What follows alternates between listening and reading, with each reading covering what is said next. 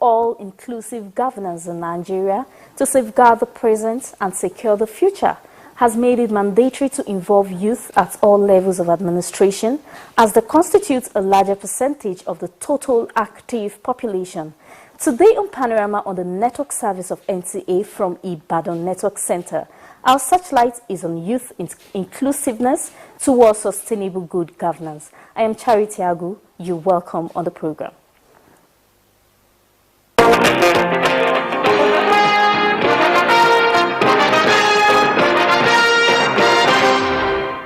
President Bola Ahmed Tinubu has pledged his administration's commitment to leveraging on the domestic utilization, processing and international export of Nigeria's massive gas resources as a transition fuel to catalyze the fundamental restructuring of the nation's economy for expansive growth.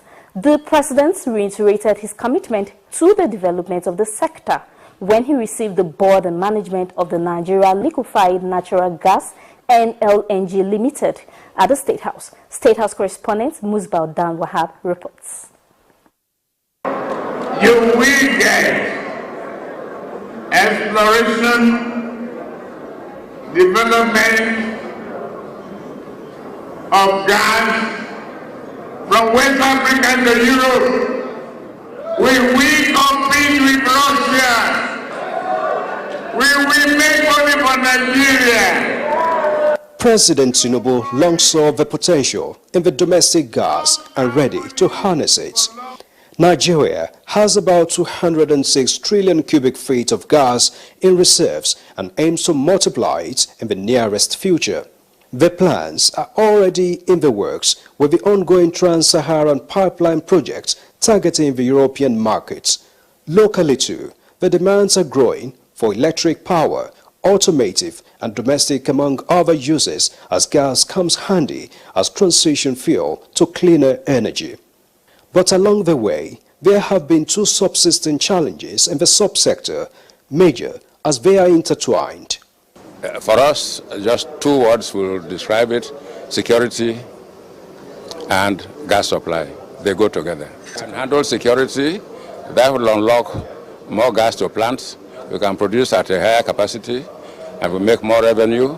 We pay our taxes, huge amounts of taxes and dividend declarations. All that will have an upshot if we can tackle those two major problems. Visiting the president for the first time provides an opportunity for the Nigeria LNG Limited to bring the issues to the table. But the president is fully aware of them, as he has declared intention to convert the potential in the subsector to prosperity with the establishment of the Ministry of Gas Resources.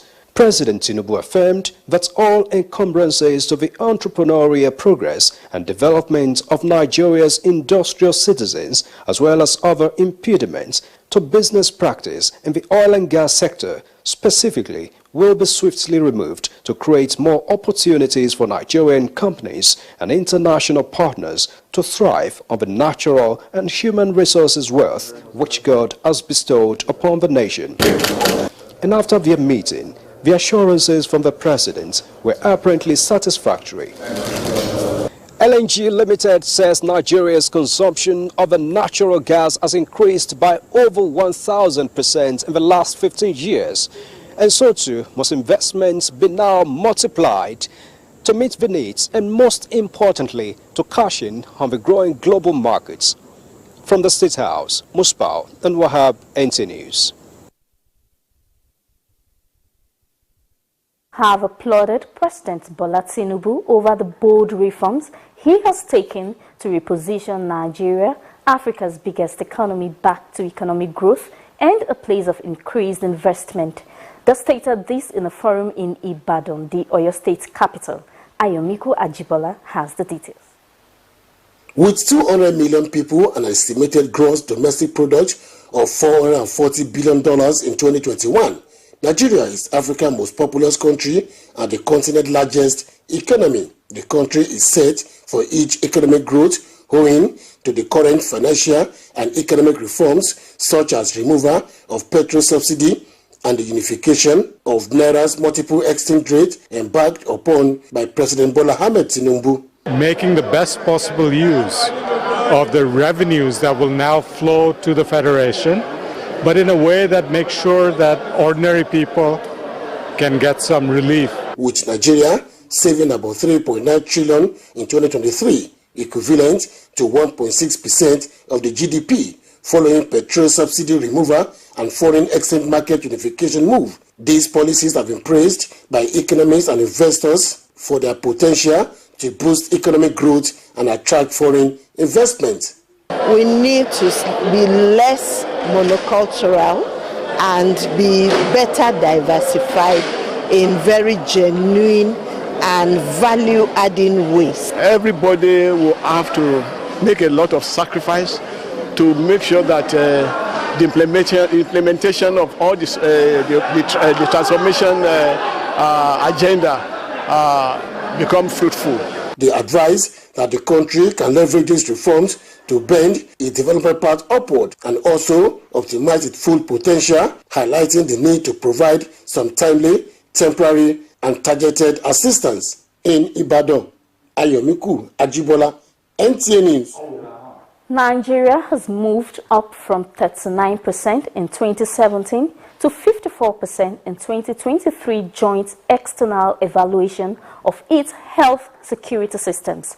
Team of the WHO evaluators reviewed this in Abuja at the end of a 5-day assessment by multi-sectoral experts from around the world for Nigeria's second joint external evaluation. Uche Ugochukwu reports. This team of WHO Joint External Evaluation JEE, comprising experts from the agriculture, environment and health sectors, has in the past 5 days assessed Nigeria's capacities to prevent, detect and respond to evolving public health emergencies. Having scored Nigeria 54%, the team members all agreed that more needs to be done to close the remaining 46% gap, especially in the area of coordination. If you don't share those gains, if you don't pull out our brothers and sisters from the animal health sector and the environment sector, we may not achieve much even in the next JEE because you are evaluated as a country. You know, JEE measures what you can do much more than what you are doing. You are dedicated. The people who are working for you are professional and skilled, but they are understaffed. It is necessary that there will be more implementation of the plans that are made at the highest level to the local levels. You have to see that there will be more medical facilities, that there will be more medical staff, that your food will be safer. While interacting with newsmen, the Nigeria Center for Disease Control and Prevention, which is the coordinating agency, pledged to take the lead in better health security for Nigeria in the identified areas of weakness. Beyond the score, it is important for us to focus on the gaps that were identified, the priority actions as recommended, the priority activities that will definitely come in the detailed reports, and to use this to inform the next National Action Plan for Health Security as well as other government priorities. In a span of about 5 weeks, the JEE team is expected to develop a comprehensive national action plan from the final report of Nigeria's second JEE. Uche Ugochukwu, NTA News. Of Nigeria, CBN has raised concerns over the increasing rate of illegal financial operators, IFOs, activities in the country.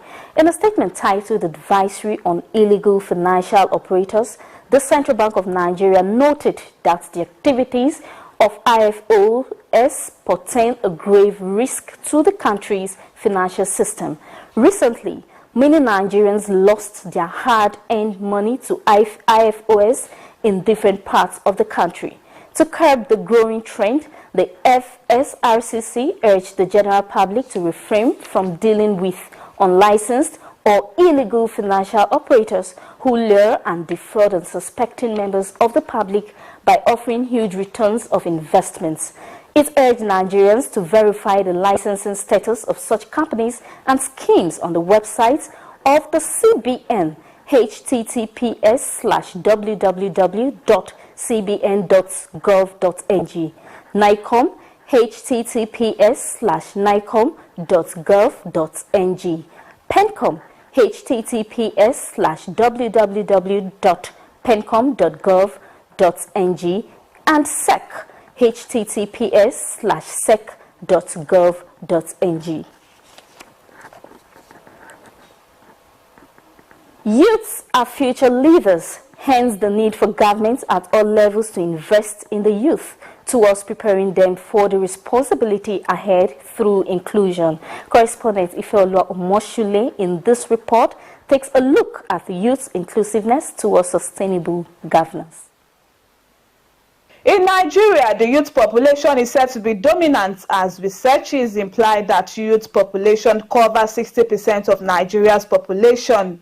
Experts therefore believe that government should leverage on this population strength to better the economy of the nation in terms of organizing many empowerment programs tailored towards building their capacity in many areas, as they reiterated that the empowerment programs should be benefited by all youths, including those at the grassroots. And we'll make everybody know that yes, youths we are the future.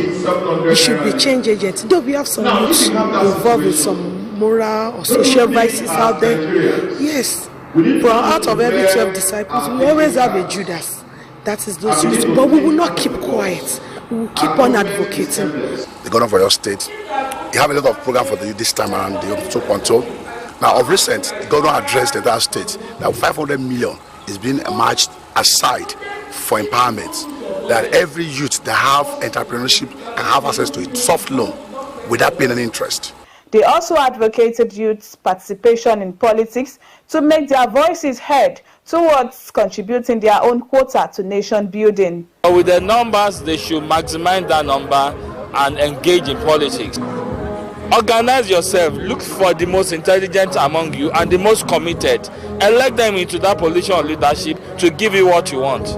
Because it is you who wears the shoe that know where it pinches. Stakeholders therefore reiterated the need for more government policies that will aid youth involvement in governance. In Ibadan, Ifeoluwa Omoshule, NT. Discussion segment comes up shortly after the break. Stay with us. The counsel of our fathers. I will urge and advise our younger generation to use talent and brain to sort out problems, not arms. Nigerian youths, let's build our nation. My advice to these young people is please do not take us back to those harrowing days. You probably do not know what it is. I believe we have fought one civil war too many in this country. So those who experience it will run away from it. Nigerian youths, let's build our nation together.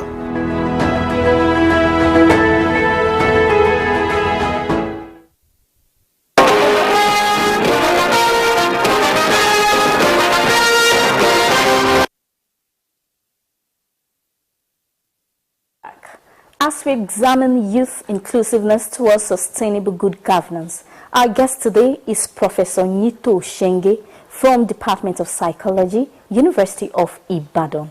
Prof, welcome on the program. Thank you, Charity. Good afternoon, viewers. Okay, sir. So most youth in Nigeria are still dependent. Why saddling them with the enormous responsibility of governance? Well, thank you so much for that question. Well, they may be said to be dependent, but that may not apply to all of them. And there is need to saddle them with the responsibility because it's a learning process and it should be a learning process.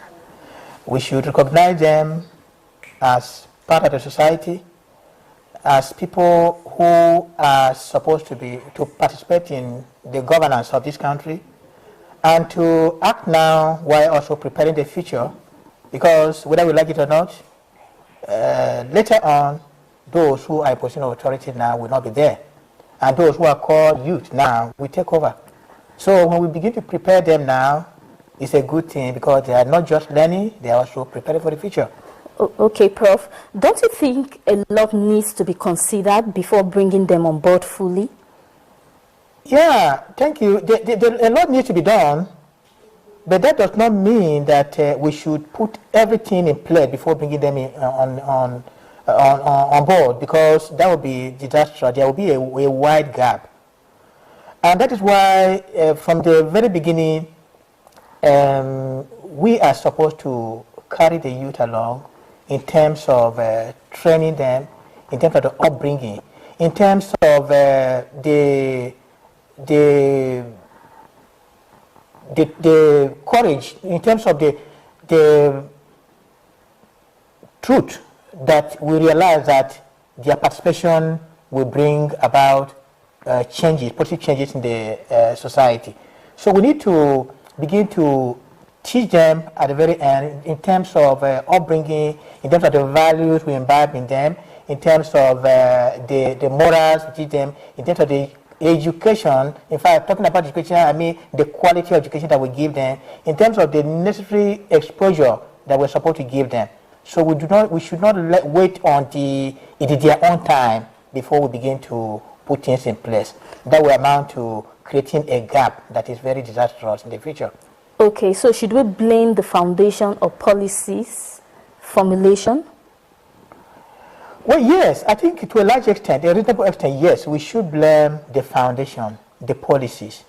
Why? Because, well, first of all, let me say that the definition of youth across nations varies, different definitions that countries give. However, the United Nations, for statistical reasons, has defined the youth as those people in the age bracket of 15 to 24. So this is a very important age bracket, and they constitute about 18% of the world population. And so we need to give them a good foundation. So the question to ask is, have we been doing that in Nigeria, in Africa, in developing nations? The answer is no, we have not been doing that adequately.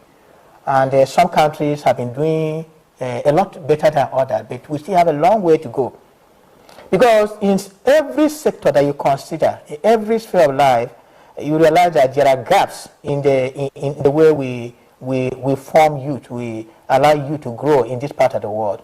So let's look at education. Do we have the necessary infrastructure that we form youth the way they are? Go to schools across the country, at the secondary school level, primary school level, look at sporting facilities, for instance. Are they adequate enough to develop the youth very well in terms of their interaction, in terms of their leadership abilities, in terms of connecting with others? No, they are not. What about area of health, area of governance, so many other areas? There are so many inadequacies. Okay. So we have a long way to go. Oh, okay, so what should be the driving force for a youth preparing to champion good governance? What should he or she equip his or herself with? Well, first of all, he or she shouldn't just be equipped like that automatically. There has to be a foundation. And that foundation is a good environment, an environment that is exciting, an environment that is inspiring, an environment that teaches and points a way to the future in a positive way, which means that we have to teach them the necessary skills, leadership skills, interpersonal skills, educational skills, and so many other skills, life skills generally, so that they will be able to function now very well and in the future. So there's a lot that needs to be done, and that entails having good models, people that you will look at and say they can look up to these people as people that they can trust. Okay, all right, Prof. So away from that, the Ogun State Election Petition Tribunal sitting in Abeokuta is set to deliver judgment on the election petition filed by Yusuf Ogundele of the People's Democratic Party (PDP) against the Independent National Electoral Commission (INEC) and 2 others in the Info 1 state constituency election on a date to be transmitted to all the parties. Our correspondent reports. At the resumption of the hearing of the petition filed by the PDP candidate in the State Assembly election in Ifo State Constituency 1, Yusuf Ogundele, against 3 respondents, Independent National Electoral Commission (INEC), the Speaker of the State House of Assembly, Right Honorable Lakunle Oluomo, and All Progressives Congress (APC), seeking the tribunal to grant the prayers of the petitioner. Counsels to the petitioner and the respondents presented their final written addresses for adoption by the tribunal, in which there was initial motion and objection in respect of tardiness of the counsel to petitioner in filing his final written addresses. Proceeding has to do with the parties adopting their respective written addresses, the petitioners and likewise the first, second and third respondents. And the petitioners had filed an application for them to regularize their petitioner's final written address, which was filed out of time. And the tribunal granted that said application, and parties adopted their respective final written addresses. In their arguments, the counsels to the respondents were unanimous, praying the tribunal not to consider the petition of the petitioner for lack of merit. The gravamen of it is that we, on the respondent position, that the petitioner, they've not made out their cases. They've not discharged their evidential burden before the court to enable the court to grant their prayers, which is to declare them as the winner, or either way, declare the election null and void and do a rerun. The counsel to the petitioner also presented his argument and urged the tribunal to grant the prayers of the petitioner. Based on what we have filed and what we have been able to establish during trial, that there were infractions and malpractices during the election perpetrated by the respondents altogether, that is by the second and third respondents in connivance with the first respondent, INEC. The tribunal later adjourned judgment to a date that will be communicated to the councils. In Abeokuta, Lekon Agmode, NTA News. And talking sports, Bendel Insurance will today face Asoclef Football Club of Algeria in the 2023-24 CAF Confederation Cup in Benin City. These and more with Peter Oibo on Sports Updates. Ahead of today's first leg CAF Confederation Cup tie between Bender Insurance and Asoclef of Algeria at the Samuel Ogbemudia Stadium in Benin City, Governor Godwin Obaseki has expressed confidence that the team will come out victorious with the support the team will get from the home fans. Just make sure you do your bit, because we, government, will do our bit for you. Just relax, rest, and we trust you. We know what you are capable of doing. The match is scheduled to kick off at 4 o'clock in the evening. Meanwhile, all is set for the West African Football Union WAFU B qualifiers for this year's CAF Women's Champions League to begin on Sunday at the Samuel Ogbemudia Stadium in Benin City with 6 teams from Nigeria, Ghana, Togo, Burkina Faso, Benin Republic and Cote d'Ivoire were on ground, while Niger Republic did not show up as a result of the crisis in that country. Request that we should make another draw, taking into account only teams in Group A. Just sort one team there to balance the other groups. This is what we have done, and from there we'll make the fixtures that will clearly tell us the different games that we played in the 20th of August. Nigeria's representative team Delta Queens are in Group A alongside USFA of Burkina Faso and Sam Nelly FC of Benin Republic. In English Premier League fixtures, Liverpool will meet Bournemouth at Anfield, while Wolves face Brighton as Fulham takes on Brentford.